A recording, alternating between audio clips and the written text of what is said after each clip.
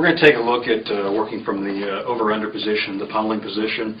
This is commonly used in Greco-Roman wrestling, which is that entire system is working on takedowns that only can utilize the upper body. Again, this is a section that could go on and on and on. There's a lot of very useful things in here.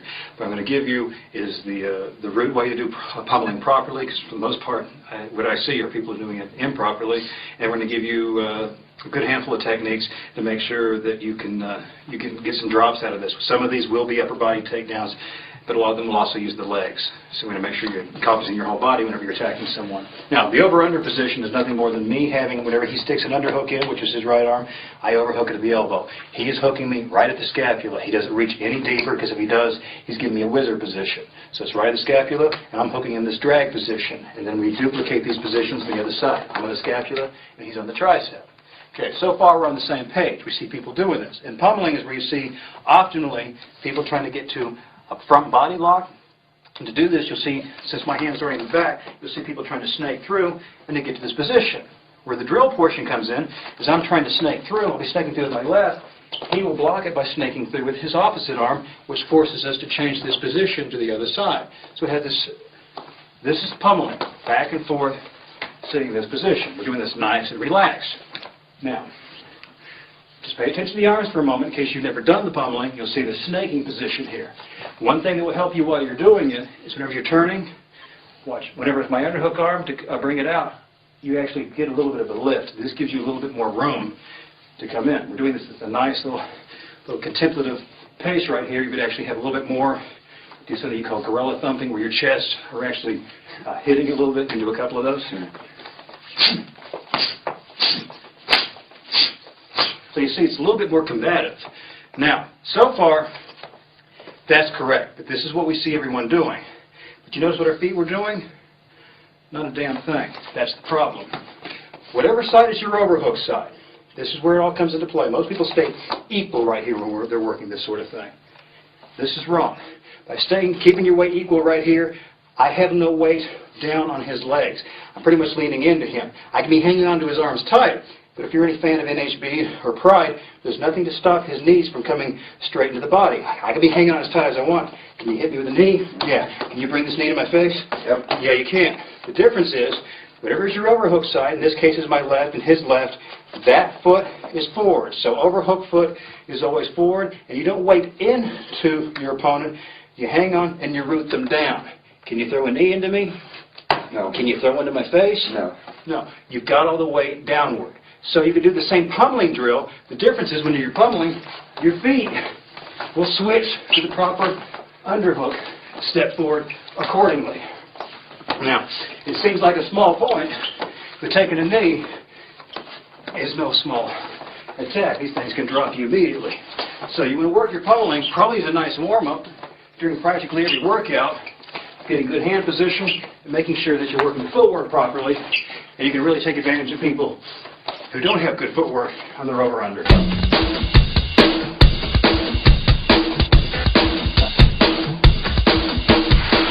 Now, we're going to start talking about some takedown attacks from this position. First, we're going to hit the body chancery and trip. One of the easiest ones to hit. I've got my overhook hand in position, underhook hand in position. We're already good to go. These hands can stay in position. So basically, I'm just doing a right back heel trip.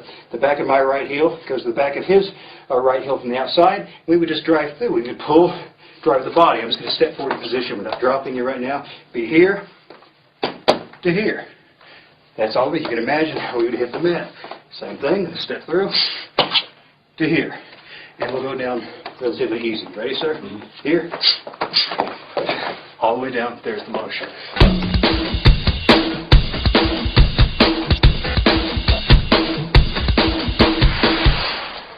That's all there is to that. That's really once you see it, you go, yeah, okay, I got that, I understand it. But you want to drill it, make sure that you can do this time and time again. Another one you can hit is a flying mare. Again, I'm in proper foot position. A flying mare is where I would drop out my underhook hand. This hand will drop out and swing across. So from here, swinging across. Whenever I drop it out, swing it across, I'll be getting a 2-on-1 on his underhook arm. I will also be turning my back to face him and dropping onto my knees. Now it's important whenever I drop to my knees, stay where you are, I don't drop right in front of him. I'm attempting to break the plane of glass with my heels, or come as close to breaking the plane of glass as I can while hanging onto his arm. While I'm hanging on the arm, I would bend and put my forehead on the mat. Now this isn't a spinning arm throw. There are versions of that. We could show you right now. It's this flying mirror. This can be a little bit higher percentage for you, and that's why it's the one we emphasize right now. So underhook arm comes out. We come to here. You're going to really hop and back step into position, drop down low, and bend. So I'm not taking you down yet. It's going to be more of this position to drop. So we're here. I'm going to go over with you now this time. You ready, sir? Yeah. We're here. That's flying mirror position, dropping down all the way underneath.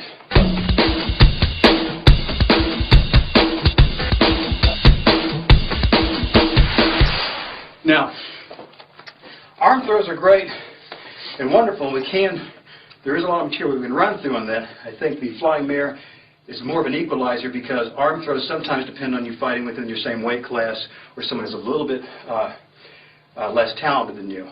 The flying mirror is allowing you to put all your body weight through one limb and move someone who has some size on you. So again, we're here, drop the underhook arm out to here, that motion. You'd be doing this ballistically and dynamically while you turn and drop it into them. Now once you turn and drop, all the way to the knees, bend, forehead to the mat. One more time, sir. You ready? Here. You got the position. Now, you can hook up the flying mirror arm position 2-on-1 and hit that same back trip we did before from the back trip body chancery. So we're up. I drop this arm out to position where before I did the back trip, by leaving this arm in the body, hooking the back trip, here, this position, step in. The exact same technique, except we're dropping the underhook arm out for the 2-on-1. Back to the camera. So we're here, here, to here, bend at the waist to bring them down. One more time, even though this is pretty much a no-brainer.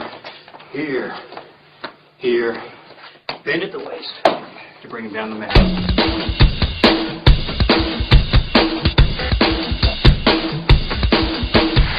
Of course, in all these, you would blanket.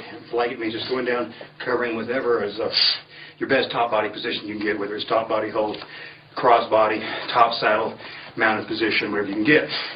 Now, sometimes you're going to need, what's preventing you from getting to a guy's back is this underhook. You're trying to turn the corner, this is in your way. What's going to prevent you on this side, this is overhook. These things are in the way. You need a way to start moving an arm out. Kind of tough in this over-under position, but one way to start this is to learn how to get wrist control. You can only get wrist control on your overhook side. So to gain wrist control, I would slide my hand all the way back to his underhook, get his wrist. Now I'm not going to take his arm away just by using, look at this, look how strong my triceps are and I moved him out of the way. Won't happen, because if I get to here, even though I got some weight on him, not letting me have it. So what you will do is you slide back, put your arm into position, and then you point this shoulder to the mat, take your whole torso down. That will peel the arm off. So we're here, move it around, hook, and turn. Now once you get it down, it's important not to leave a bend in your arm, because at that point, then you're back to just using arm musculature. I would straighten my arm and think about keeping my body weight pushing down through his arm. This gives me better control. Here, he's got a lot more winging in it, and he can start possibly pulling out. He's still got some winging in it, but this, with his arm extended, makes it harder for him to fight. So again, this is not a specific takedown. We're just learning how to get wrist control. So we're here. Notice it's using the entire body to make this work.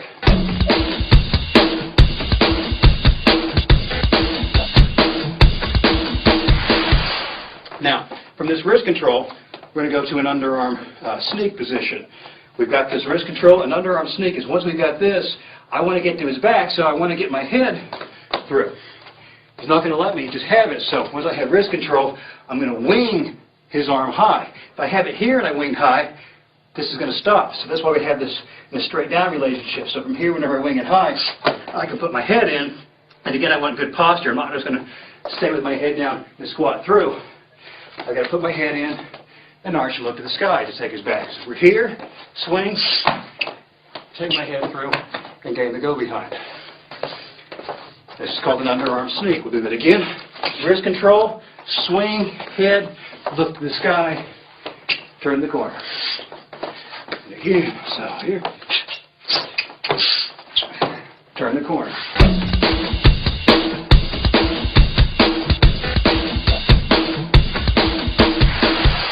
Now, we've hit the underarm snake. We can also use that to set up fireman's carries, which you've already used to block up someone's double underhooks. And again, a fireman's carry has to be with this arm in this relationship, this hand through. So we know from previous demonstration. You can use the wrist control there and the underarm sneak. Get wrist control, arm sneak, bang both knees, get position, back into the fireman's carry. You've already seen how to do the fireman's carry. We're using what we just learned with the wrist control and underarm sneak to be able to facilitate it from this position. So it's again, wrist control, down, underarm sneak, drop to the mat. You can keep wrist control on this or slide up to a tricep control. I did tricep control in the last demo. We'll keep it here on the wrist, up and over the top. So wrist control, underarm sneak, and right into your fireman's carry.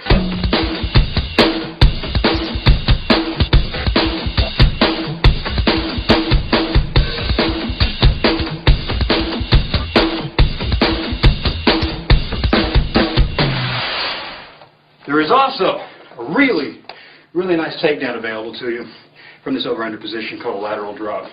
There's many different drops, but this one is particularly easy to hit. We're in proper over-under position. I will be throwing him to my overhook side.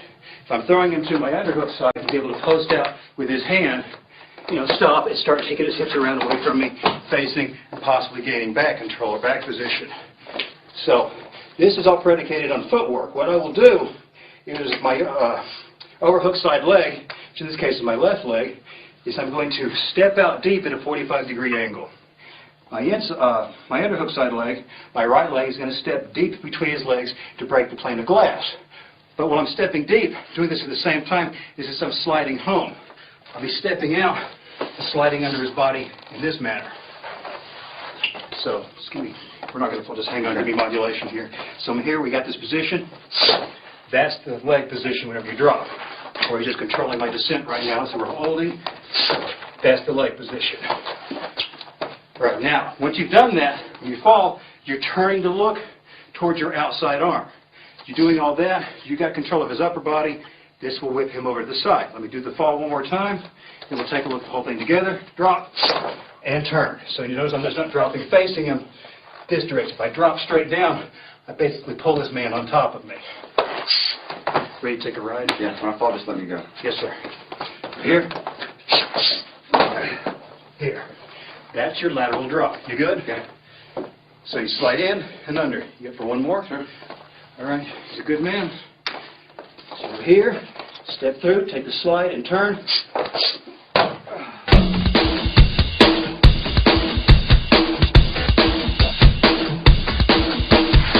Again, I'm arching to let him go. Because he would retain, so you can get a blanket ride and to your submissions. That's sweet. Let's take a look at another one that he won't like. You've got a scissors leg trip. It has become a staple of pro wrestling. When I say pro, I mean show wrestling, the entertainment stuff. But it's based upon a real move. And it usually works from the over-under position. It's similar to some of the scissors footwork we just did with a lateral drop. What we're going to do here, those maneuvers were underhook side, in this case my right. So I'm stepping off. Let's do outside the camera for a moment. So we're here, step off the position. So you see I'm trying to get off to face into his hips on my underhook side. So we're here, turn. Now once I've done that, let's control descent again. I'm going to drop on my outside leg, in this case my left leg, dropping down. I want to catch his ankle behind my knee.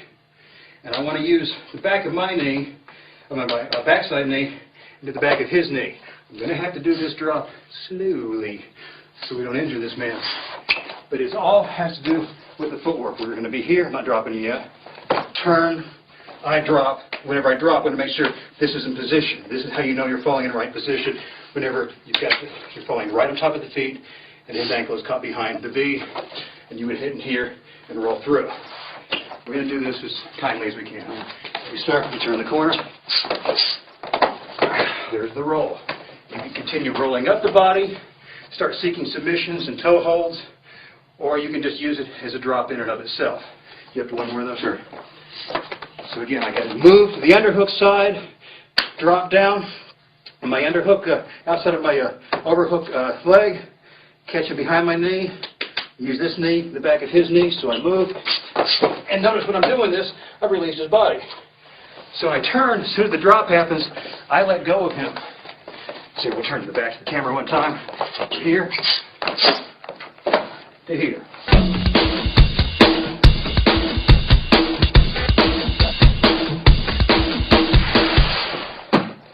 Lots of other scissors you see where people are hopping up. I'm going to take you down with this. Getting these kind of hopping up and back sweeps and all this. Nonsense. Don't need that. This is the only one that's really going to work because it is attacking the legs. It's attacking his foundation. Now, we take a look also from the over-under. We can hit hip lock throws from here. What I'm going to basically do is I'm going to take my underhook side hip and cross over his body, turn my hip into him, up, and over for a throw. So the back step footwork, stepping the underhook side foot over to a heel-toe relationship right here, and then turning and pivoting. So underhook, heel, to overhook side toe, and turn, bend at the waist. Do this with control. So we're here, step, turn to the mat. Again, you can follow them all the way down for a blanket ride. And again, so much humidity in here, our shoes are gripping the mat. So we're here, stop, spin, and over.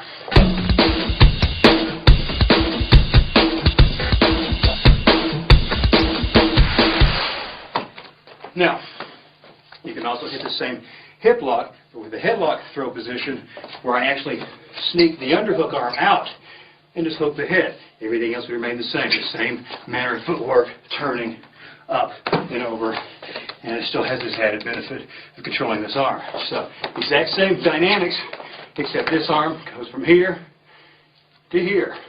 Heel toe, turn, up and over.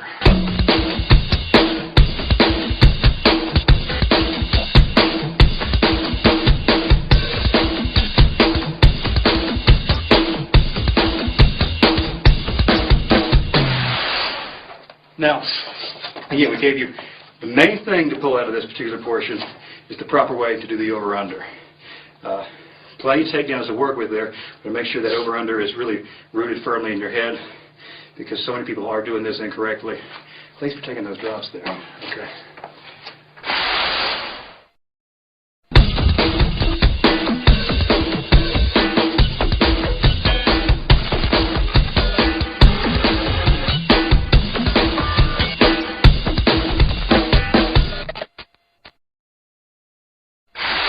All right, we're going to take a look at ways to counter out the hip lock and the side headlock shows. What we talked about in the pummeling section. And really, pummeling defense is basically being good at the over-under drill, finding who can beat to the body lock first. And also make sure you're in control of your footwork and your base. But once you're hooked up in a hip lock throw, the side headlock throw, things feel pretty dire because indeed they are. We're going to make sure you get some answers. So we're here. Corey hooks up his hip lock throw. So you turn, he's coming through. What I've got to do to prevent myself from going, again, as quickly as possible, I've got to take the foot away from the side of being thrown. I've got to overhook and just grapevine. I've got to weave right here to stop up the momentum. So as soon as I feel that turn come in, hook and weave to stop the motion. That's it. That's all there is to it. It's hard because the way the arms are caught up in this particular position with this over-under whenever he turns, this arm's caught. I've got no place to go, and this arm can't really wing out and shuck the head enough, so it's going to be up to your legs to put that particular beat in. I would say you can weave all the way with the instep behind the shin, behind his calf if you want to. You can find the hook is enough. This works just as well. Whatever you can get. At that point, it's catch as catch can. Let's turn it this direction, and one more time, we turn, hook, you stop up the technique.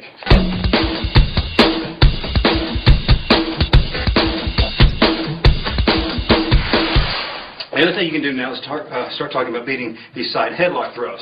We're here. He's hooking at the head. He's turning the corner. He can have the arm included, or you can have the arm beat out. Whenever you turn the corner, you've got to drop down to one or both knees. And what you're going to do with this case is whenever I drop down, I'm looking ballistically trying to extract my arm and just underhooking the near thigh and taking a pickup.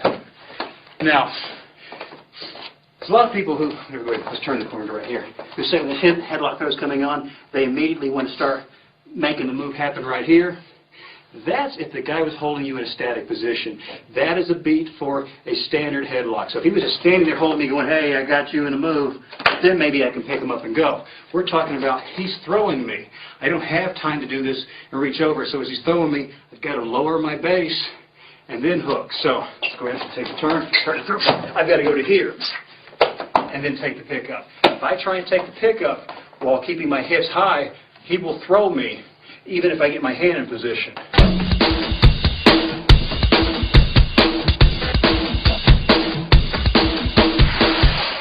Now with that side headlock throw, another thing I've got to do, where we grapevine on this side before, the same side my head is on, I can forward trip him and just take this leg and hook in the front of his thigh, but here I'm not using it as a stop up. I'm using it to try and reap his leg back, lock it back so we can both go down with myself on top. We'll do this slow. So he's doing the throw. I hook, and we drive with me going down on top. We'll go from the wind up. So over here, he turns to do the throw. So I can hook my heel in front of his knee. That felt good. I smacked it hard. Okay. Let's take a look at this, where the foot placement is. I'm not here. He can knee out of this and still take me down. I've got to hook above the knee. He's got to hook high. So he turns the corner, he hooks, and down.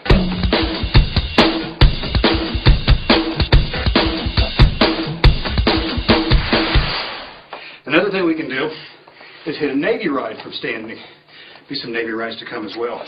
He's doing this side headlock throw. And again, I've got to drop my base to work anything from here, or else I will go over. I'll hit a half semi-squat position to right here. Instead of hooking this leg, I'm going to come over the top and underhook the far leg. So this is the position, and then up and over. So the only difference is this first one was a near leg hook. A Navy ride is anything where you're reaching through and in between for this position. You can Navy ride on the back. We'll be doing that later. But here, hook of the Navy to drop them. I'll have this other hand and a seat belt to assist in the lift. So we're here, squat, hook. I'm using the head hooking to bring him back. Let's go from here. So you're hooking, turn to your side headlock, and into position. Let's do it one more time right over here. He's here, he hooks, squat, turns, and up into position.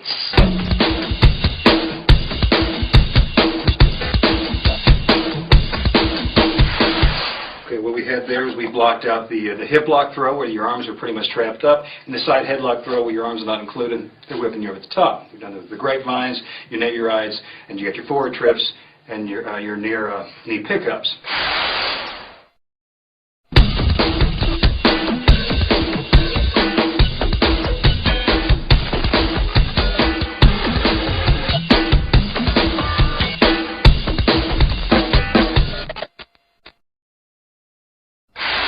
Now, for takedowns, we've already done the high single. Let's take a look at a low single. A low single is a really high percentage takedown.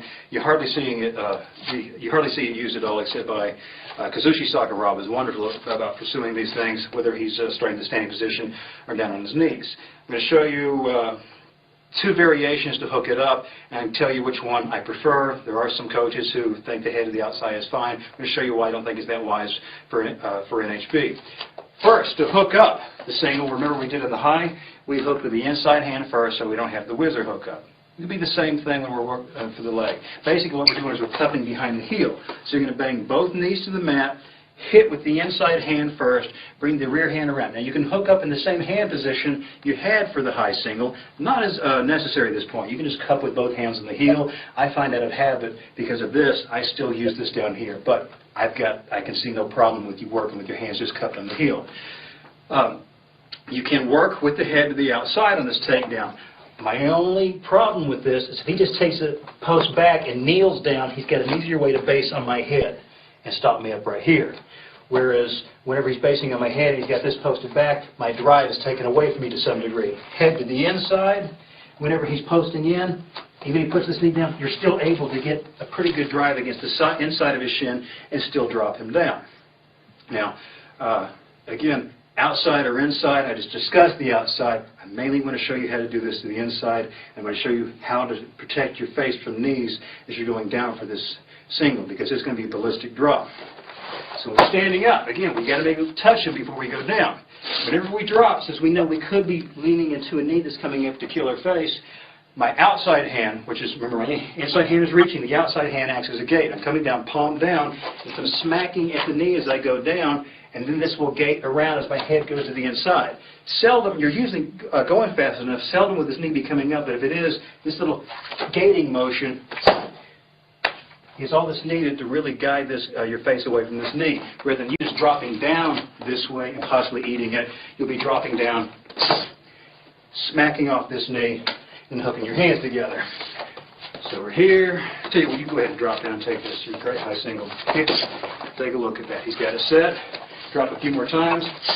Head to the inside. See how he's gating on the way down. This time, drop it and bring him back. There's the drop. And to drop him, drive him back, what he's doing, go ahead and just freeze it down there, please. To stop me, he's not pulling my heel, he's just stopping that heel from moving, locking in position and driving with his shoulder at mid or high shin length, and that's what brings me back. Shove. That's it. Take a look at this. Even if I post back with my rear foot, keep driving,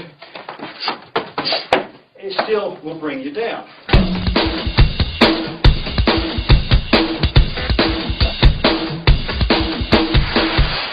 Now, outside, fine, but inside is really the way I want you to have this thing down. What you can do also, go ahead, drive it in. If he starts turning on you a little bit here, this can be a way for him to stop it.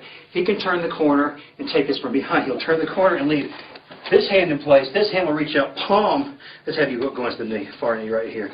He's got the palm against the knee. And all he's got to do from here is still keep these same things blocked, hit me with his shoulder, and this hand's just blocking my knee from taking a step forward. So again, this is used where he's driving. I back step to stop his momentum. He reaches between the legs, palm to the knee, hits me with the shoulder. This hand's not trying to push my leg out, it's stopping me from taking a step. Let's do it 2 more times slow, and we'll hit it. So we're here. Turn, reaches for the knee. Again. There you go. Go, sir.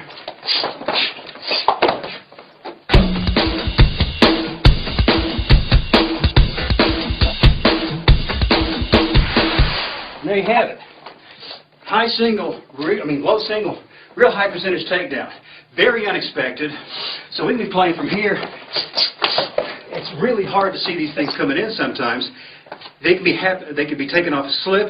They'd be taken off of, for example, if Corey shot a double and I just ran back, he could continue on by reaching for this low single. You want to be really good about just following these things and snagging them up and learning to turn the corner and hit this knee. This guy is just trying to hide his base from me the entire time.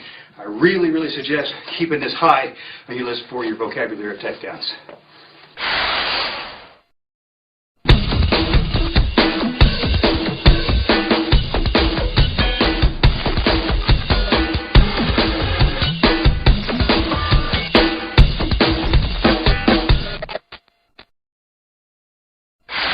We're going to take a look at how to counter the low single takedown. Again, we showed you just a handful of ways to do the low single. There's many ways. We're giving you just one way to counter the low single right now.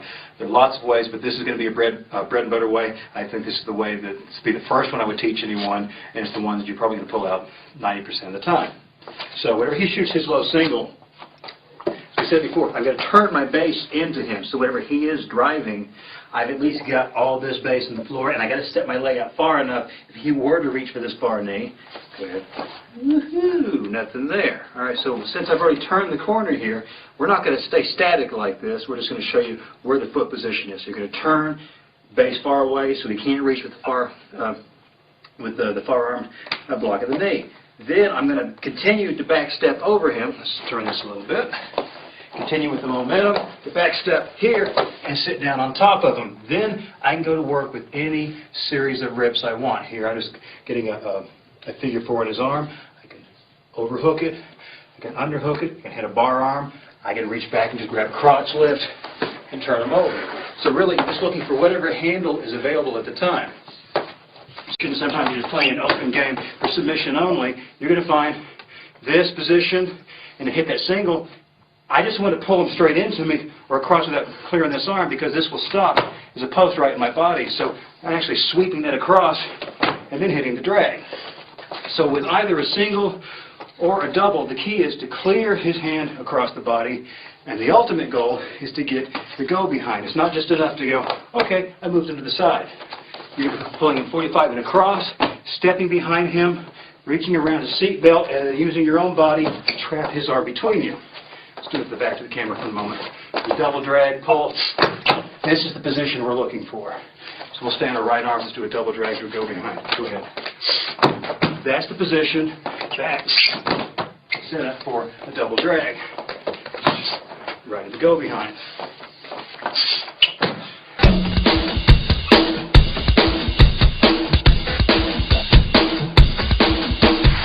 Now, we've done this, we covered this already in the earlier portion with the high single position. We got the falling arm drag and knee, but it can be hit without having to do, we were using this against the, as we said, the high single. This can be hit from doing a single drag or a double drag. You're going to step between his feet. This is old territory for us now. I'm going to step between his feet. My right hand's doing the drag. Right foot steps through. I turn into him, overhook the knee, and drop into my right haunch and turn to bring him down. We've done this before, so hit it one more time. So you hit the drag, step through, and turn.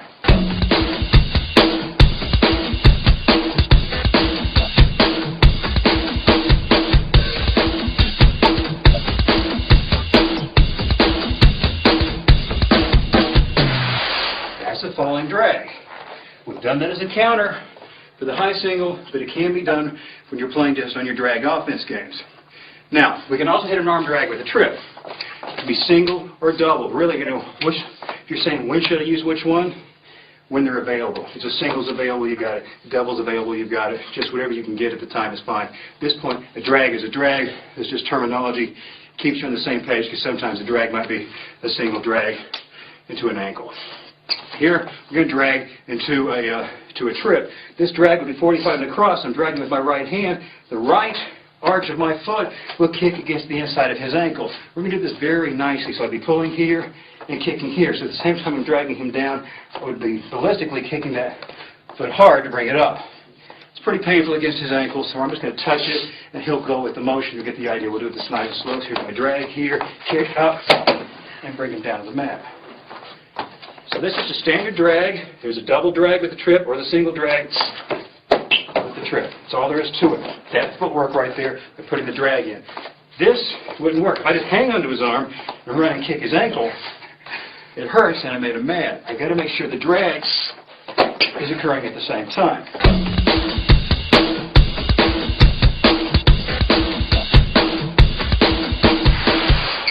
A variation out of this is an arm drag with an inside back heel. Where here we just did the step. Here we're going to step this heel all the way behind. So the footwork before was arch the foot to his ankle. Here is heel to heel. Just like this. Instead of pulling him 45 and across, we're driving into him. We use the drag to clear an arm out of the way and hit to make him go to the mat.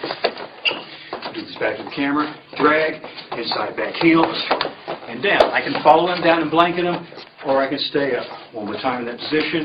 Arm drag, inside back heel.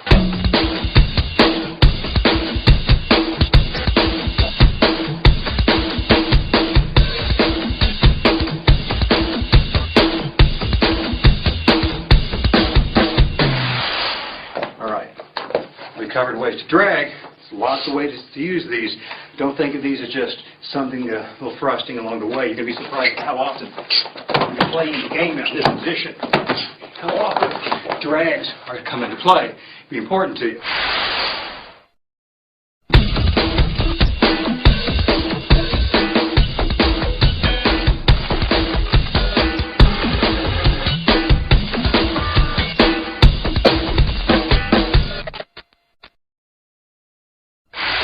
drag offense is important, but your defense is just as important. So if he sets me up with an arm drag, one of the counters is just called a crossbody. I'll turn this way for a moment. So he's got my right arm, and he's dragging off to his right. What I will do is, whenever he's pulling me, instead of letting myself be pulled totally 45, I will go into him. So we'll turn this way a moment. I will bump him with my shoulders. That's one motion of it. So he pulls, get the bump. I would hit him more ballistically. Also with the bumps going on, my right arm's being dragged, my right foot overhooks his knee. So he pulls this motion right here. We'll freeze it right here. Me hitting it with my body and me hooking here behind his knee, we would go to the mat because I'd be driving back towards his back. So we'll slowly do it here so we can see the footwork. Drag to here. One more time. Drag to here. And we'll try and do this nicely. We'll go down. He's got me. He drags. Hooks. We'll go down the mat. I released his foot on the way. I didn't want to keep his knee bound up. Can put some stress on the knee. And slowly he pulls. Overhook. In. All the way down to the mat.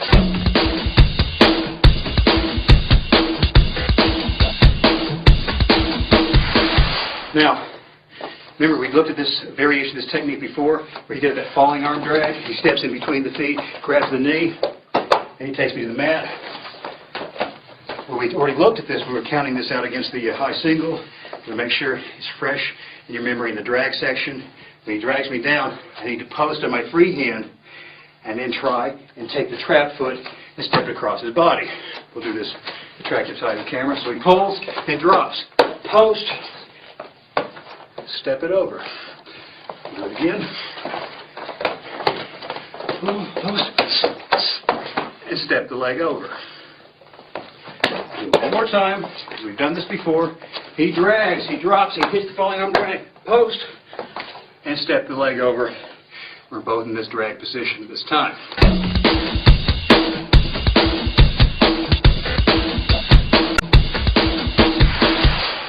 So, there you got drags, single drags, double drags, falling drags, ways to use them.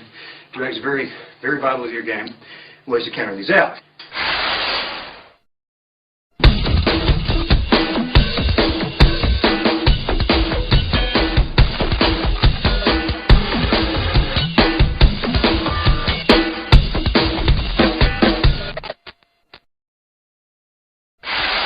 Still on our feet. We looked at over-under pummeling position. Look at here. We need to take a look at collar and elbow position. Some wrestling systems only work from a collar and elbow. You're playing in a vast scientific wrestling system where all these techniques come into your vocabulary. To make sure you're doing this correctly. Collar and elbow, sometimes used as jacket wrestling. They are hanging on to the actual clothing here and the clothing here. Whenever you don't have that, it's just hand on the nape of the neck. You both have that, or right on the neck. Your other hand can be on top of the crook of the arm, or it can be scissored underneath, under the elbow. But if it's here, it's not passive, you're actually looping it. Because if you're not controlling this arm, he could be hitting me with this inside arm. So I need position, so I don't get popped, or I can be hanging here. Even if he started to pop here with this grip, we can stop it up. My preference is to come here on top. You'll see Corey's working the same way. Footwork in this position, it's not as much. You're probably going to keep these where before in the over-under it was important. What's overhook leg was forward. Here in collar and elbow, you're probably not going to be here long. I don't suggest starting your match and going, hey, you ready to wrestle, Corey? Okay, this starts stalemating. It's just two guys seeing who's stronger at that moment. These things happen. We're playing, and maybe I'm reaching to look. We popped it up. We're still going to pop it. It can be straight up whenever we're dropping, or it can be at an angle across his body, because we'll be dropping at the same time. I'm dropping down to the knee and popping. Usually I'll hit this one throwing his arm laterally across his body. Head side hand comes off, and I'm looking to snag on the foot. And after that, I can use both hands and snag this thing up in a hug and drive into it. So we're here, we're going to drop, throw that arm across, and start driving into that leg. We're here. I'm going to drop, bang the knee, and throw it. If I throw this too soon, I'm blocked by my own head. So I got to drop and time it and get both hands on here. So take this somewhat slow. Here, throw. And you notice that I'm doing that throw, how I drop a little bit to give you some base. If it's just me doing this way, that wants me to be static energy on this. When it hits, it's more of a ballistic strike to make these things happen. One more time with intention. Here, drop, and bring him down.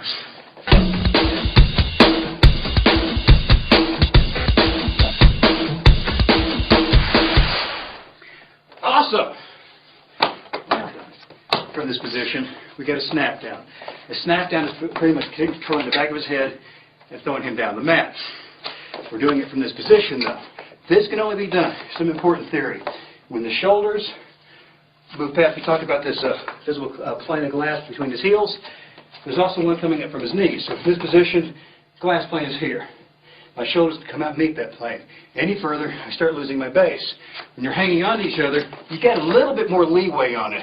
But you're going to be able to start feeling when someone's overbalanced. All you have to do is keep your hands in position and shuck them straight down to the mat. Move your base out a little bit and pull them down. Now, if he's in good positions, this is what I get out of snap downs. Nothing. Bad positions, it's like magic for you. So really the key is where his shoulders are. Look at that. You can tell immediately, that's too far. That's too far. You may be able to tell it, because through the whole time you're doing collar and elbow, you should be checking each other. You're feeling, he's in, he's out. You should be pulling, juking, and jiving the entire time.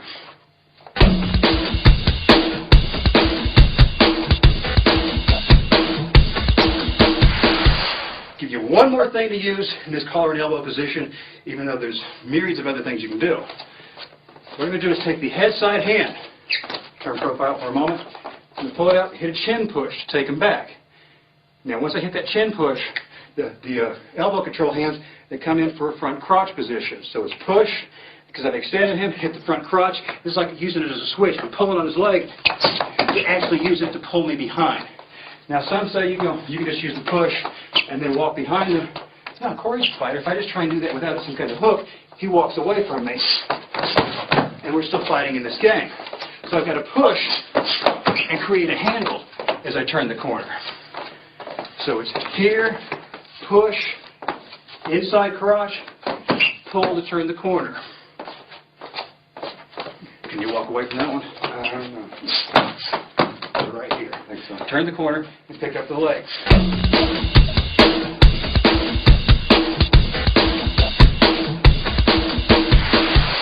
So there you have it, the proper way to use collar and elbow. In many ways, you go on the offensive from there. Thank you, sir. Thank you.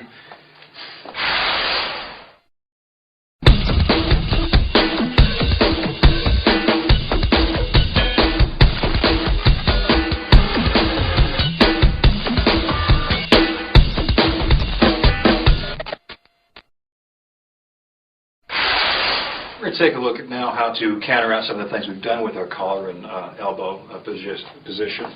So we worked from here. We've had one thing to counter out is one, not allow yourself to get here. Easier said than done sometimes. Again, if you start your fight from this reference point, it's not a way to work. This should be something that just happens. If you're going to do a tie-up, you need to be able to take control of tie-ups and just not force these things to happen up front. I mean, how many times you've seen people just go, hey, here you go. Just happens Too many times. Too many times. Happens all the time. This isn't a fight. It's just people falling back in a stalemate position, and they think everything should work out from here. Now, this is something only if you know you can definitely control it. And this would be, if I have this position and Corey doesn't really have it, I've got both arms on, I'm in control of it. As soon as he locks it up, we're stalemated. Now, remember the heel pickups we've already worked with. We had the cross heel pickup and the near heel pickup. We're going to show you ways to counter these things out. You can be countered with either one of these heel pickups with a pancake. So, of course, controlling my head side leg, and he drops down to do these heel pickups. All I've got to do is continue to control his head side control his head. Whenever he reaches with his hand for the heel, all I've got to do really at this point is just reach for his elbow. And once I've hit that, I just hit him with the shoulder and pancake him over. Simple enough, isn't it just? So it doesn't matter if he's reaching for the cross heel pickup or the near heel pickup. Whenever he goes, I just got to control the shoulder and hit and pancake. And so that again, drops, control the head. And there's the elbow.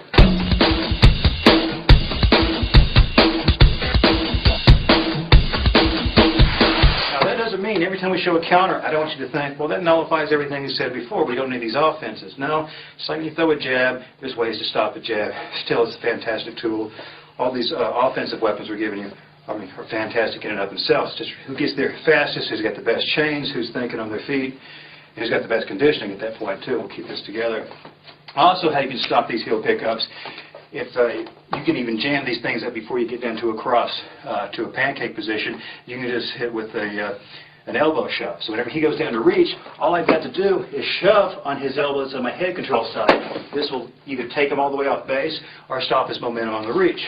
Let's take a look at this. So what's happening is when he goes down, I come to this portion of his elbow. I come off of the crook of the arm, come right in front of it on his forearm, and shove. Let's do one of those in real time. So it comes down to reach. Just a shove in the elbow takes the base away. So again, watch just the left hand only in this portion. As he goes down, this is all we have to do to stop it up. Even if he's got that snag, as we talk about, he's got to have my forehead on his delt. Just the shove takes me off of it. One more time in real. Okay. From here, he reaches, shove, takes it out.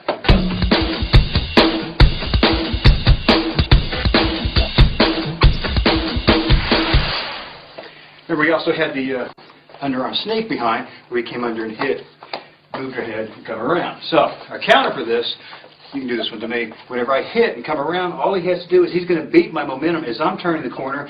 He's going to turn the corner a little bit quicker than me and take my back, be on top of me. So that's one of the keys to being quick on your feet all the time. So again, remember the sneak was for me to hit here, up, take the head drag, and run all the way to a go behind. And again, all he's doing, we'll turn this side. I'll be hitting the sneak on this side. He's just going to hit the go behind faster than me. You ready? Now he's on top of me. We'll do that slow to look at the footwork here. Hit the go behind. He runs it faster, all the way around to a rear body lock position.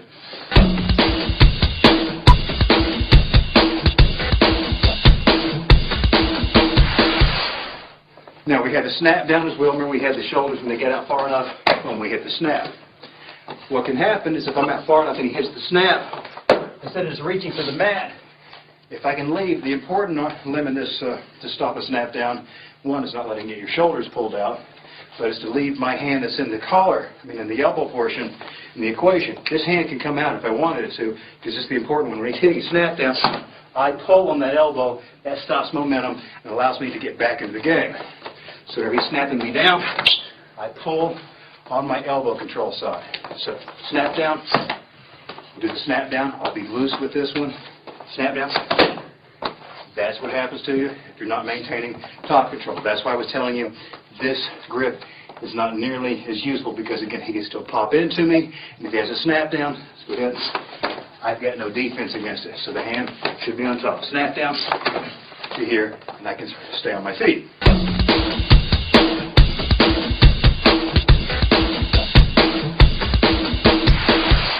So there you've got proper collar and elbow position, offenses from there, and some defenses from there. And again, remember, just because we show a defense doesn't mean it nullifies anything that came before it.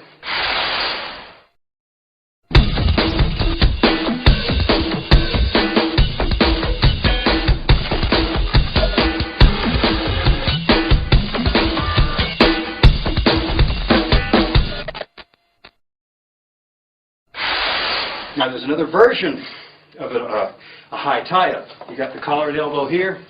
It's a great position. Really, the hand that's going to do the most damage here is the one that's controlling the head. So if I can get to a high tie-up, which is actually bringing both hands to the inside of the neck so I can work the head at the same time. Whenever I get to this position, I would often want to be putting his forehead on my upper sternum, pulling his head in deep, squeezing my elbows together, and backstepping to have optimum control of his head. So this position is fine. This is even better for control. So it looks very similar, as you see, to a Muay Thai tie-up. Up the inside. The difference is forehead on my upper chest, pull, and back step.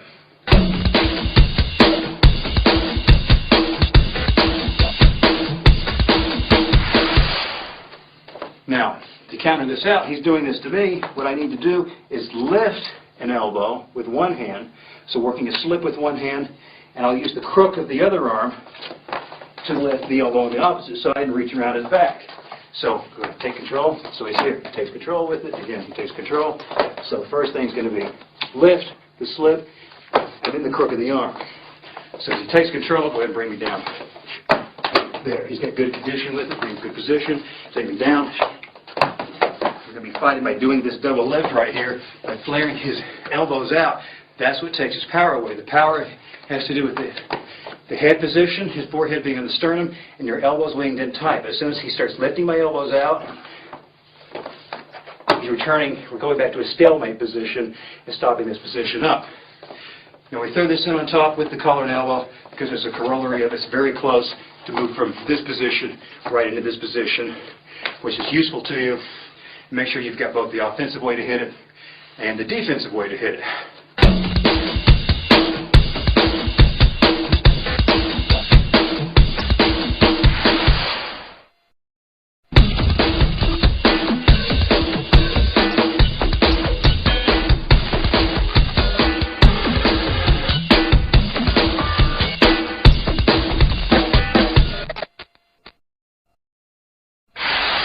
And we've talked about working these collar and elbow positions and arm drags. We talked a lot about using go-behinds, and when we have a go-behind, pretty obvious when you get around to the rear of your opponent, you can be able to hit a rear body lock, which means just pretty much gripping his waist. Looks like a rear bear hug.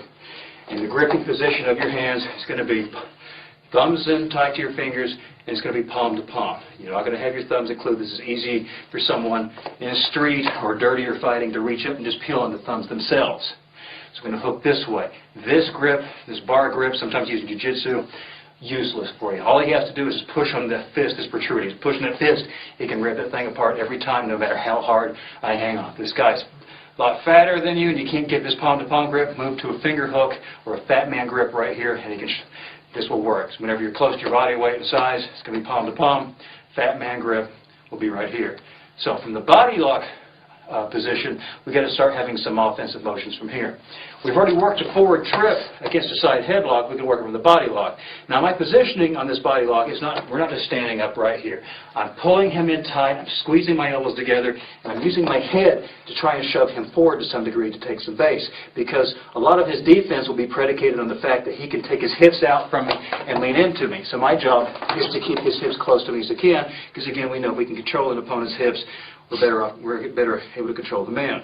So we're here, the forward trip. I'm going to take my right foot, in this case, it can be done on either side.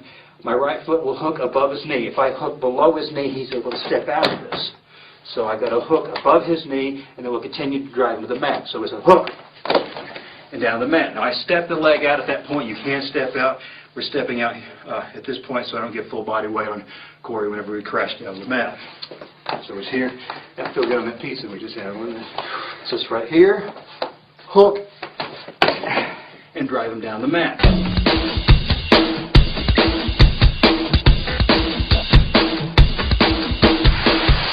That's all there is to a forward trip.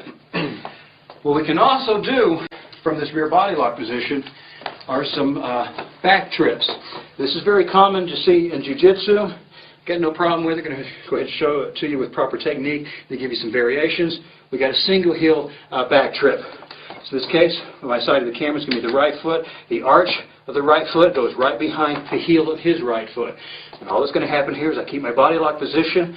I will drop off onto my right haunches and turn and look to the right, bringing him over the top. Now, you would keep your body lock in position the entire way. Try and take this slowly as possible at this point. So we're here, here, turn, and drop, and bring him down to the mat. When we get down there, I would keep the body lock, try and continue, and ride him and cover him when we get to the bottom. So again, the position will be here, here, kick in. I'll just leave you there for a moment. My hands will be clasped, and I would be sitting down, turning, and spinning with him, coming out on top. It's doing about 60%. Are you ready, sir? We're right here. And covering in position.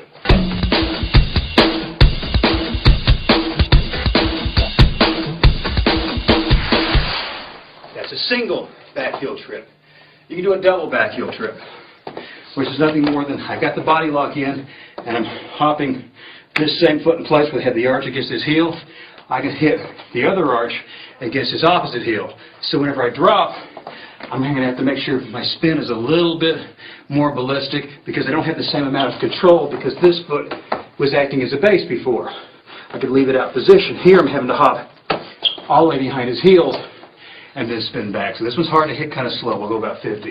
Ready? So I hop both arches up behind his heels, turn, and take the same kind of drop. Let me hop those feet in position one more time without dropping you. So it's here. Have both heels in position and drop. One more time, 50. Right here. And drop them down.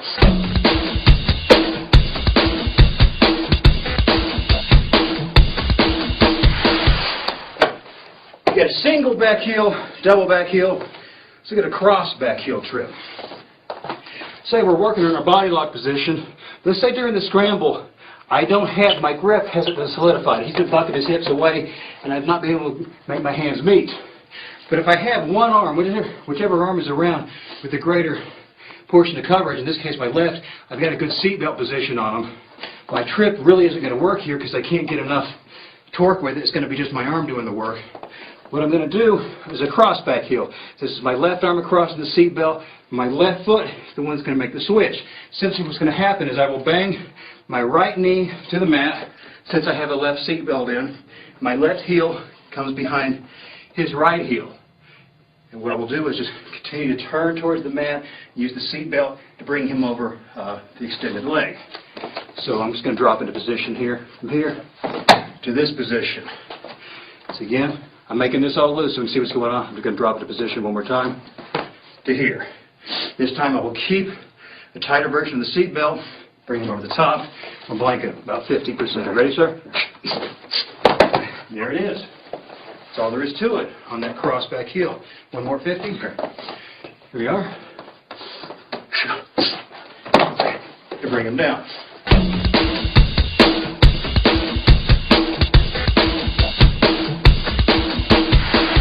Now, you take good falls. A few more things we can do from this rear body lock position.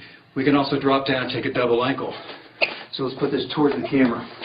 I'm fighting him here, and maybe I've tried, I've juked, and I've jived with some heel tripping. I'm a little bit worried about it. So what I'm going to do is I'm going to release the body lock momentarily, drop to both knees, and hook around both ankles. Once I have both ankles, I'm going to drive my head's on the right. I'll be driving my left shoulder through the back of his right leg. We'd be hooking here and just driving through. Now this is a speed technique. You have to release and drop and make all this work quickly for yourself. So it's from the lock, release, bang both knees, hook in front of the ankles, bang your left shoulder through the back of the knee. So here we are in position. This, drop down, and hit.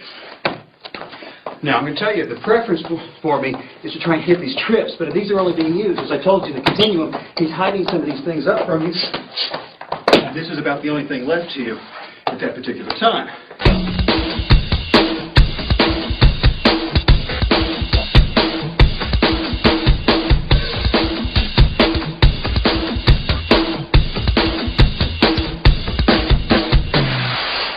Now, we're still not done. Still here in the rear body locks in this position. We can also take what's called a rear crotch lift. Now the rear crotch lift is nothing more than releasing one of your grips. In this case I'm going to release the right. I'm going to leave the left hand to seatbelt position. Right arm would come up high in the crotch position. So let's raise your arms for a moment. We're here, going to release, got one in the seatbelt, high in the crotch, and all I've got to do is lift with the right crook of my arm, arch, and look towards the sky. So it's here, release, lift, and it's a pretty healthy drop. If I continued on with my way to drop them down. For drill purposes, let the guy come to a quasi-handstand position. So we're here, release, underhook. That's the position here to here. You can hang on tight to that seat belt and lift. And another one to right here.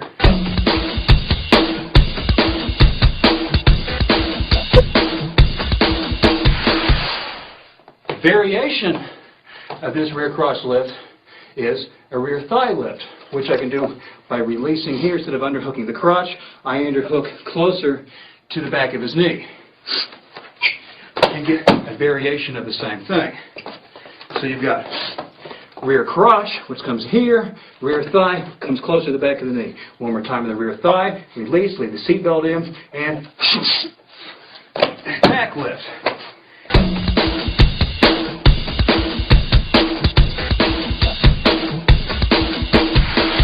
We can also, at this point, do a cross crotch lift, which has to do with me releasing.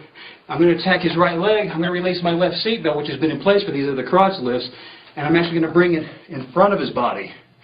And then I'll rehook back behind. So the handwork again was here to here. Far hand over, comes in front of the leg. It's actually a simple technique, very powerful. So it's here. You ready? We'll do this about 50%. It's a hard fall to take. And I'm lowering him down as we get to here. I'll hit this one slowly this time. Cross, over, and back lift, and through. 150, sir. Okay. Here we go. So it's across. Pick up. And down.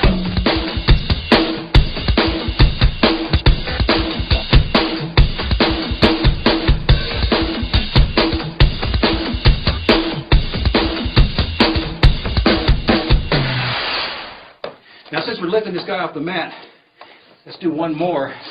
It's about lifting. It's just the lock and lift. We're in position. If we've got it locked up, and at some point I find just where we put our arches of our feet in the back of his heels, if you can get your hips all the way into his, what you will do is you will lift.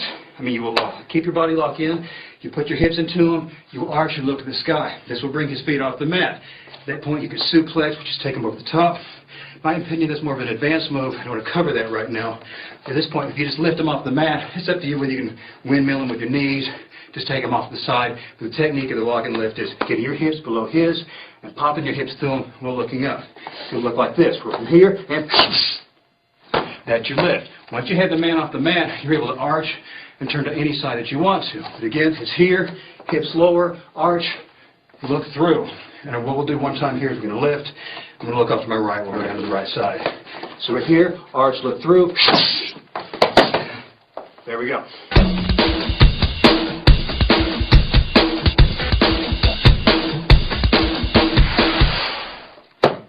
Last, certainly not least, we also have an ankle pickup with an inside trip, where we've done a double ankle where we release and bang to both knees to grab.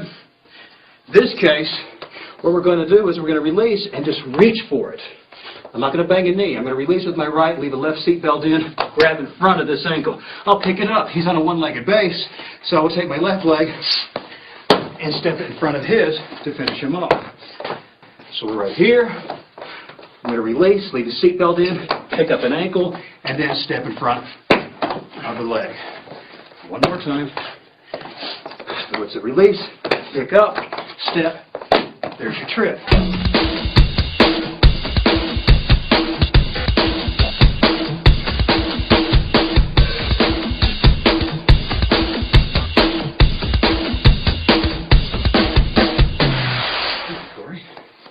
So there you have it. We use the drags and the collar and elbow to try and get to a go behind. So once you get to the go behind, you're on his back, then you're in the rear body lock territory. Several ways to go on the offense from there. Work on those.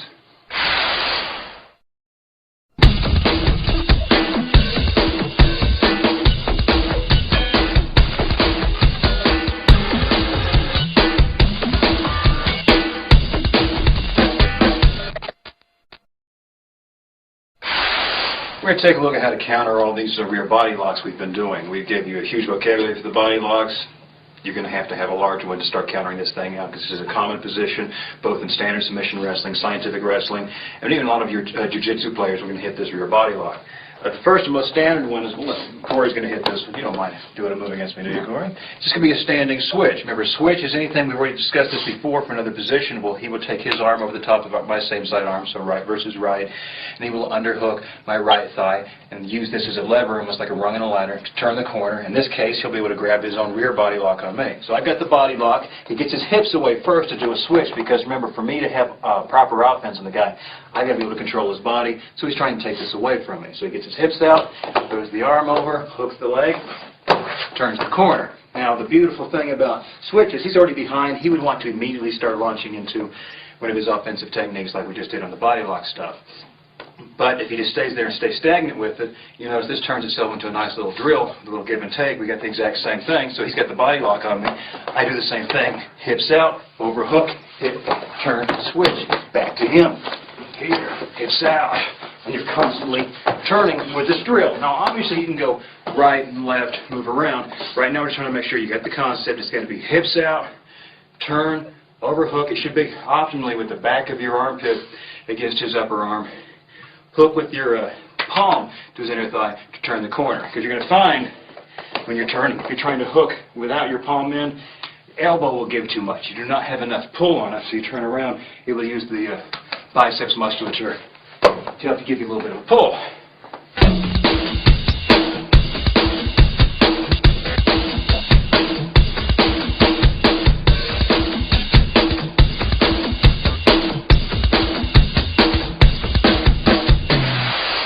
Now there's a variation with the switch that we call the standing step behind switch. We hook to this body lock. And that's going to be used in kind of specialized circumstances. Here I've been trying to reach for the switch, but he's been pretty good about hiding this leg on me to some degree. It doesn't matter what side I reach for. So what we do, we've discussed wing locks to some degree earlier. We're going to have a whole segment on them as well. I'm going to wing this arm, the side I'm attacking on right now, which is the right side. I've tried the switch. It's been hidden. Wing, then just overhooking at the elbow, keeping this tight. I'm going to attempt to step towards the wing side, which in this case I've overhooked in the right. I'm going to step right. If I can get behind him, that's all the better. Turn this in weird position for a moment. I'm going to take my left hand and actually hit the switch on his hip. So instead of my palm going against an inner thigh, it's going to the outside of his right hip. So I step to here. This arm is now in position. So again, I sought the switch, missed. It's usually easy to find. You hook for both sides, come back to this position, start back stepping and get around the side of the hip. Now once I do this, to finish this off, I'm keeping this wing tight, and I'll be rolling towards this outside shoulder while blocking his hip with his hand. I would be sitting down while I'm doing this, and this is going to bring him over the top. We'll do this part nice and slow. We'll get into the setup position again. Miss the switch, come back into wing position, back step it into here, and you're going to get that arm out. Okay, and slow to bring it over the top. Now you saw him remove that arm. Tell him why, Corey. I don't want to hurt myself. Yeah. He will come down pretty much in a jeopardized position when we hit. So again, we're going to hit up, miss the standard switch, and block this up, back stepping. The best thing for a moment here to turn it. I'm back stepping enough to get this between our bodies. Once this is in between, if I can get the other leg in between us, this is all the better. It is possible to make it work from here, but during the scramble for the fight, I'm going to get to here and then take the wing. I'm going to take us down nice and slow. So scoot over a little bit right here to finish this out. This is a hard one to hit friendly in a match, but in a match, whenever they land, they're not going to lose an arm, so you can play this in a sporting aspect. But as far as drills go, you see how we're stepping this thing through nice and slowly. I recommend that's the way to go with it. Let's take a look at it one more time. Make sure we understand. Switches first. That's your go-to move. That's your jab. You're missing out on that. You're hitting the cross of this move. So step, behind, go ahead and release, and we're down. Turn into him and keep that wing so he's got nothing to block with on that side.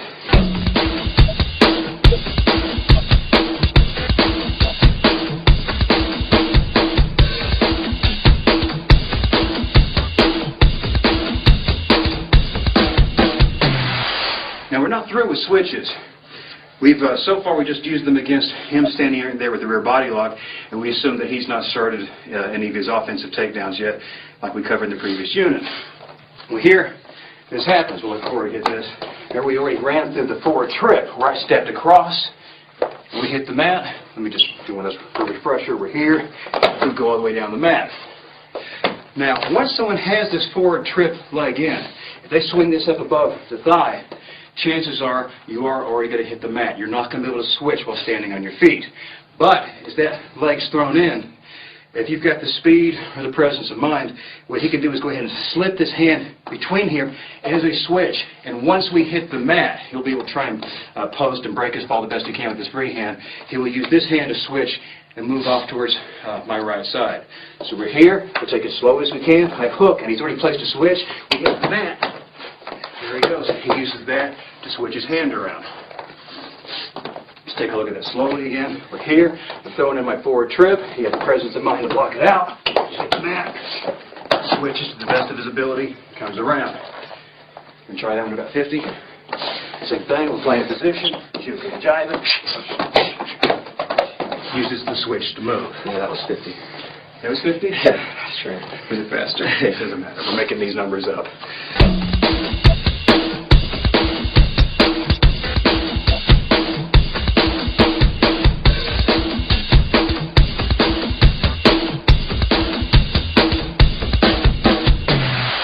Now we can also use this switch against the crossover trip. And the crossover trip was here, where I wasn't able to get a full body lock yet, so I only have a seat belt around. I collapsed to my right knee, put the heel in here. Now what would happen, let me drop you slowly here. Once we hit, take a look at where my arm is. My seat belt arm is right here. Now if he overhooks this, he's back to switch territory. Now go ahead and stick the arm in for switch, and we turn the corner.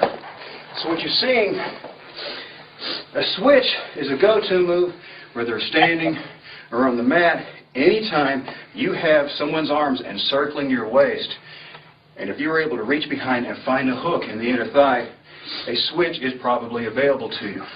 So please keep in mind, the ones I'm showing you right now are not the only options for a switch to happen. We're just trying to make sure that you are aware of how many different situations they can come up in. Let's take a look at it from that crossover trip again. Right here, we're taking it slow. I only have the seat belt and my hop. We're going slow with it. We hit. He's not going to be able to hit this switch yet. So when we hit the mat, he immediately reaches to throw it in. Let's go back, have you lay back down for a moment. Take a look at something I do for safety in the drill. Watch my left arm for a moment. As he puts the switch in, he turns the corner. I limp my arm out, and I pull it out as he turns the corner.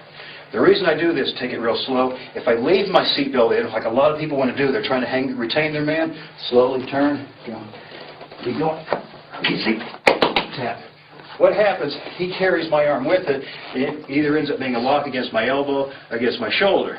So for drilling purposes, and in the fight, anytime you feel a switch hit, a limp arm is nothing more than trying to wing your arm out of there. Well, wing's the wrong word for it. Is trying to whip your arm off of their abdomen as quickly as possible so you don't get caught up in the switching motion. Best case scenario, if your arm's left there, it's just going to get caught behind you. You'll be drugged to your back. But the worst case is some elbow or shoulder damage. So again, whenever they're doing a switch for drill purposes, start limping, limp arming out of there. Take a look at that crossover again. I'm going to do this in about a real 50. That's fine. What's 50? Okay, here we go. Crop over. Goes in. And back around. Okay, we'll do that one more time, please. Turn a little bit more this way. Same thing. Crossover back trip to switch. Back around. Excellent.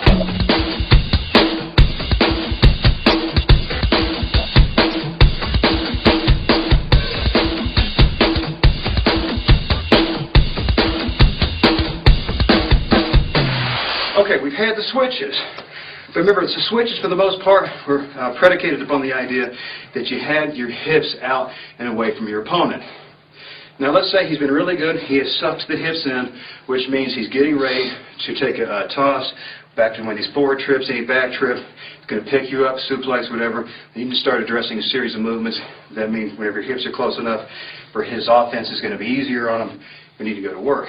Now, one way to do this is whenever he's got his body lock in, he's already sucked my hips in, is I can't stay standing upright because he's going to start flinging me around like a rag doll. If he was a bit larger than me, the flinging is going to be bad enough. But trust me, even at this weight disparity, he's still in control of this fight right now with my hips out here. If I've got him out here, I'm still in it.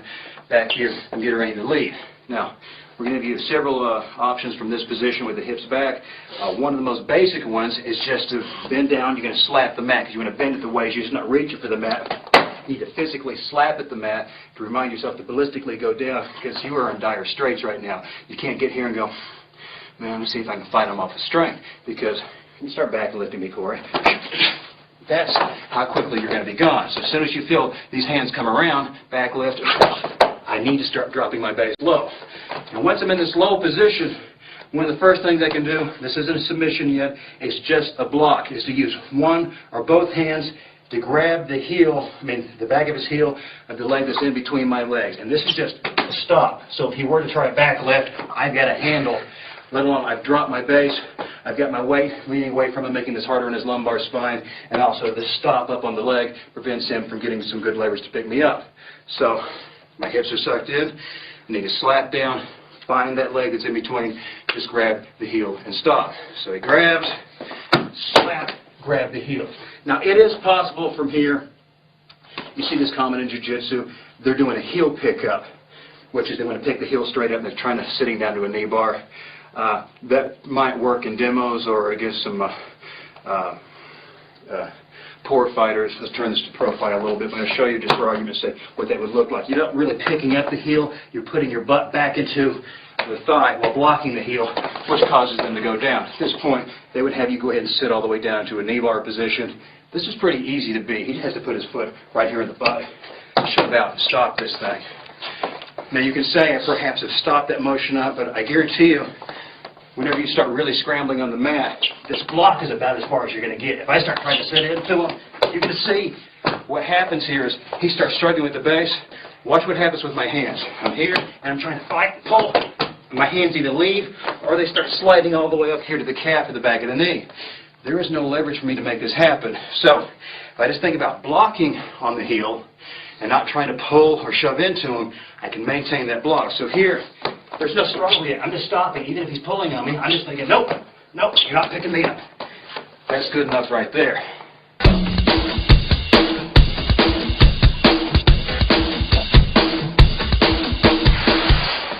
If you do want a knee bar from this position, you can take a dive between knee bar. Some people call it a victory roll.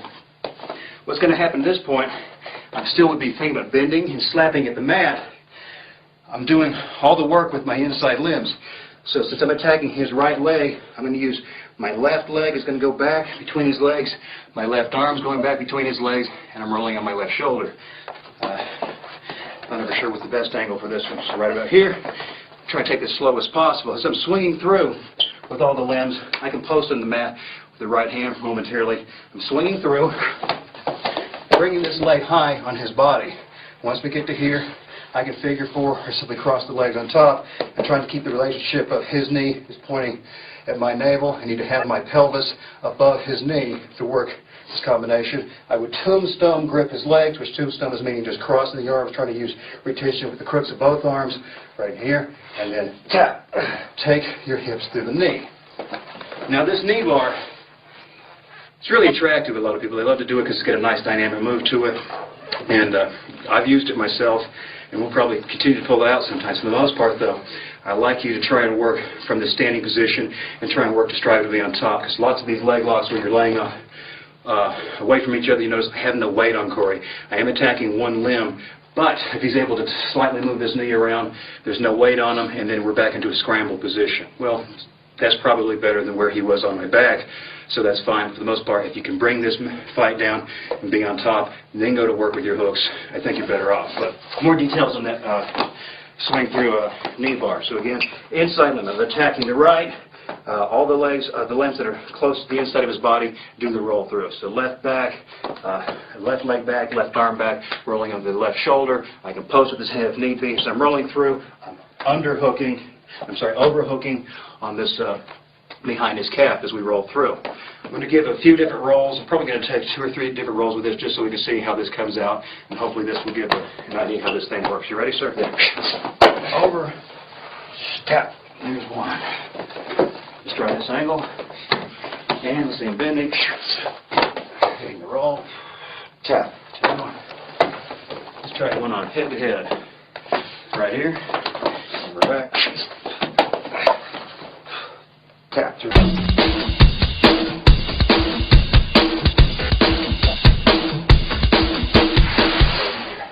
Now, again, telling you, I'd rather have you on top whenever you hit the mat, and this is a great submission, but if he is able to counter it just a little bit, I'm caught on my back, he might turn around, he's already in a hands down position. If he's able to swing this leg back out and turn back into me, I have more work to do to try and get back up than he does. So if you hit the submission, try and make sure it's a sure thing. Make sure that it's going to be cinched tight. Now, some of the others we had some pickups. We already addressed what to do. If you got your hips out, we addressed what to do. If you slap the mat, because they have your hips in, let's say they've already started getting a little bit airborne. Remember we had one here, we had the body lock, they dropped off and did the thigh lift for the pickup. He can block this out by grapevine. All he has to do is take this instep, hook it under this near knee. So whenever I try to move this thigh lift, he will counter his hips a little bit, try and hook back in here to pick it up. This stops the motion up.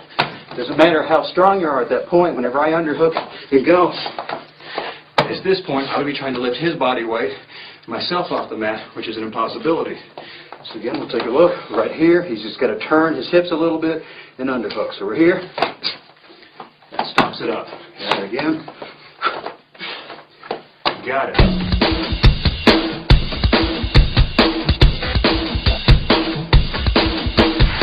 He's already naturally pushing on my head, starting to work against me. Now, he's also got a lock and lift.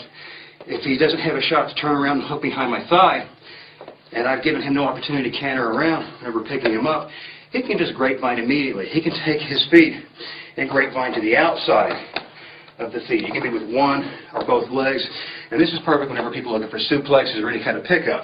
We'll do it. So we pick up one or both legs, just put outside grape my leg. You cannot take this back arch any further once this has happened. So take a look at that again. Right there. Let's try for both legs if possible.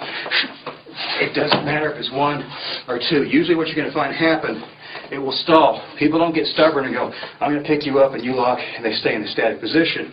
What usually happens, you'll pick up, you'll grapevine, you might be there a fraction of a second, and then you swing and reach for the mat, and you're back down to working these positions wherever your waist is low. You slap the mat, so it could be back to victory roll or blocking behind the ankle. So let me do a pickup, you block, slap the mat. There you go. That's all there was to it. So, grapevine, slap, and back down.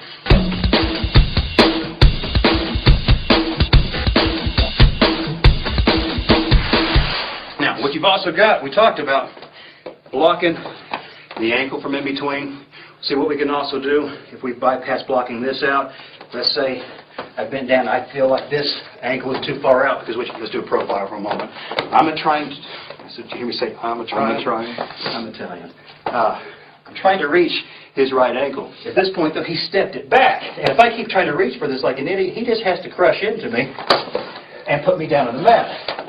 I'm only going to reach, or I'm only going to reach, if this is relatively close to me. But if it's back from me, go ahead and put it back, chances are this one's in position. But I can't take this ankle at this point, so I'm going to overhook on the leg and just do a pickup from here. So here's your choices again. This was the jab move. This is the first motion. I'm reaching for the heel. He hides it from me, run immediately to a leg pickup. So it's going to be heel block, the leg pickup. And again, I want you to understand the relationship. If this is close, this is the one I want. He hides it, we run immediately into this one.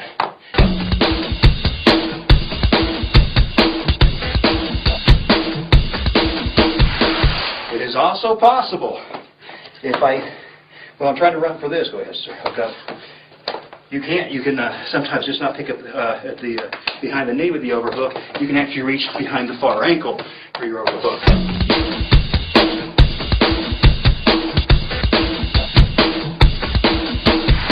So it seems like it's nitpicky. I'm going to make sure you're aware of all the different handles that are available at this point. So you've got your A move in this position, block the heel. B move, block the knee. C move, block behind the heel.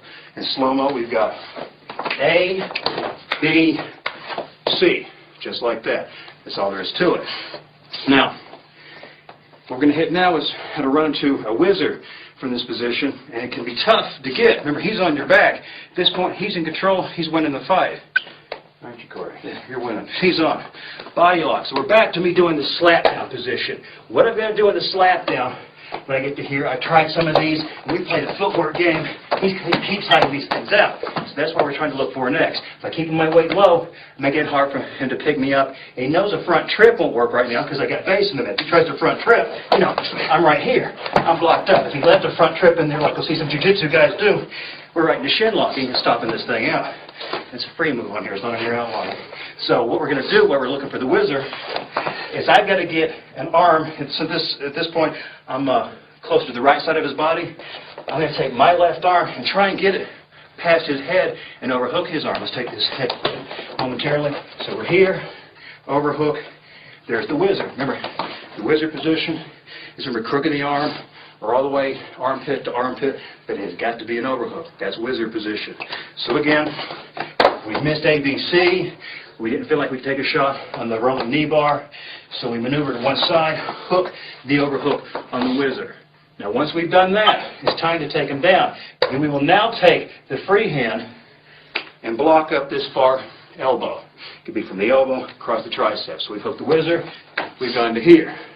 Now this isn't enough to take him down yet, because some people say, let's hit the whizzer and pull here.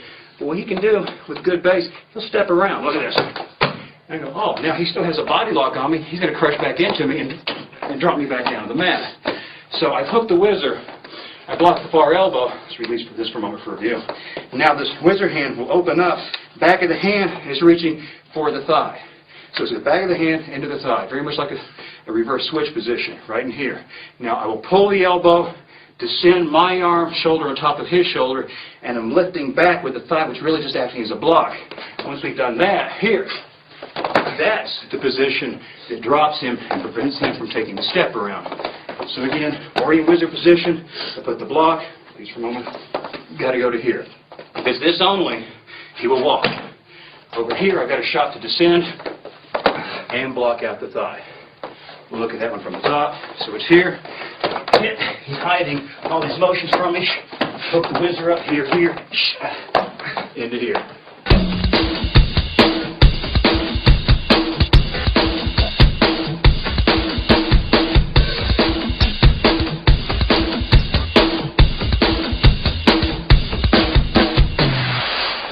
Okay, you got the whizzer, hip lock, the inside crotch pry. We're not done. We ran through a whole series of ways to break off body locks. I believe it's on the Submission Encyclopedia Volume 1. I would rather not repeat a lot of the material because we want all these things to relate. Well, the interlock at some point. Make sure you feel like you get your money's worth and not going, hey, he's just repeating himself all the time. I do need to remind you of one technique called the resurrection. Sometimes people will body lock. Look, Corey, do this one. They don't just body lock in the waist. They're body locking high on the chest. So you could take your hips out, but it doesn't affect my grip at all. We're down here, take a look at my grip, and he takes his hips out. I'm already straining. On his upper chest, he takes his hips out. I'm going, I'm comfy, no problem. So the resurrection is him taking his chest out. Chips out? Yeah, it's okay. There's no oxygen here in Colorado. Okay, chest out, fling the arms out wide, and take the head back. So you've got chest expansion. It's pretty much doing a hip drive just with the upper body. So right now, let's just take the resurrection and then just, step 2 or 3 steps away. Let's do this in profile first. So it's here first. There we go. There we go. There's the motion. He's taking this nice and slow. What you would probably be doing with the bigger the opponent, the stronger the opponent, sometimes you're hitting this like 2 or 3 times a succession. I know you've done it, I've done it, where you just see this, people look like they're winging or doing some kind of furious pec deck fly or something like that. But it can end up working for you. So with the resurrection in mind, what you can do, if the resurrection does occur, people just don't do what I just did. Like he resurrected, he leaves, and they go, oh, that's good, you're a good fighter. Excellent, wow, okay, I don't want to fight you anymore. They're going to run back in, because your back is still to them. Remember, before on the Submission Encyclopedia Volume 1, we showed you how to turn back into them properly with sheer turns. We don't need to recover that. Here, whenever he breaks away, break away. My job is to keep trying to run him down, like real fighters would probably want to do. So what's going to happen is he's going to be able to hit a flying mare here. Whenever he does a resurrection, this time when I'm looking to regroup, he's sticking his arms underneath in that hook. So take a look at this. We break, he leads, he's looking to here. Now he will drop to both knees and bring me over the top. That's perfect. He threw me down. I could keep talking to the camera. You're good. So right here, resurrection. I look to get back, but he's already covered the gaps. And over the top. And again, resurrection. And down.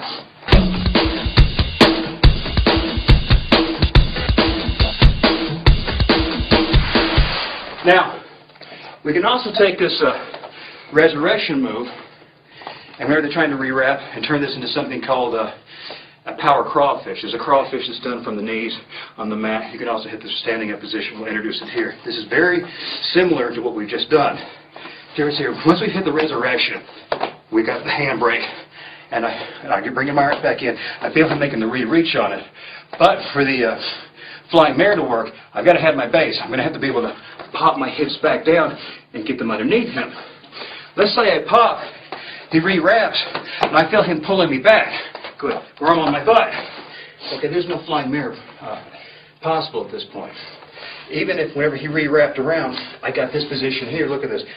I can't take him over the top. I'm in bad shape.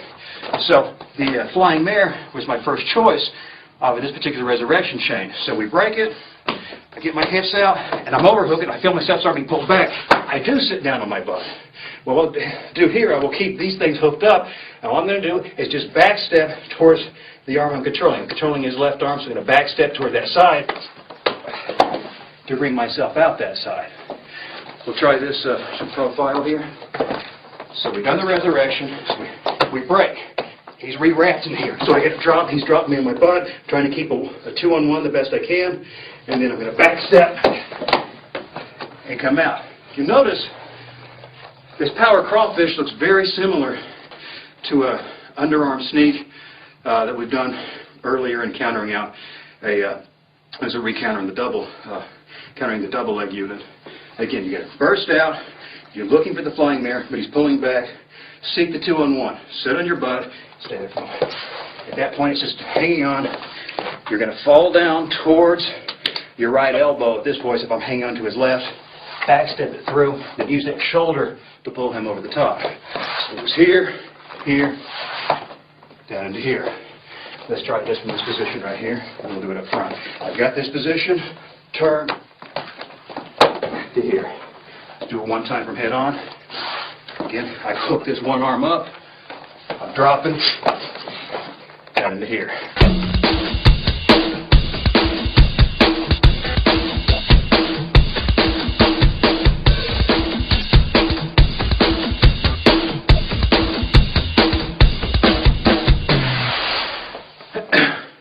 Now, for the rear body locks, last but not least on the counters, is a cross thigh pickup. This one is back to some of the old school of trying to get your hips out. But here's what happens if you get your hips out and you feel yourself starting to be jerked back in. If you get jerked all the way back in, we're running to our ABC moves. If while you're being jerked back in, you can make your hips go to one side of him using his momentum, then we'll be able to work with it. So for example, I get this far and pull back in. I'm trying to get my ass out to one side. So it's here, pull. Once it's out to one side, at that point, you have a pretty good shot at taking your leg and stepping behind another leg. If I'm directly in front of him, I see people all the time in so-called self-defense saying, step behind from here. Once he's got me sucked in and we're square, and he's trying to get this step in, impossible. He's got me ripped from the mat from the word go. So it's going to have to be down from pull, step to here. Look, I even went down for base. Once I've done this, then it's a cross leg pickup to put him down on the mat. I want you to keep in mind, I put this at the end of your rear body lock counters because that shows you the low value I place on it. It has its place in that specific scenario we just described. So one more time slowly, we'll do it from this side. He's pulling, I take my ass out, slap, step, turn it, and then from here, not the near leg, the cross leg to pick up, and then we would drop them all the way to the mat.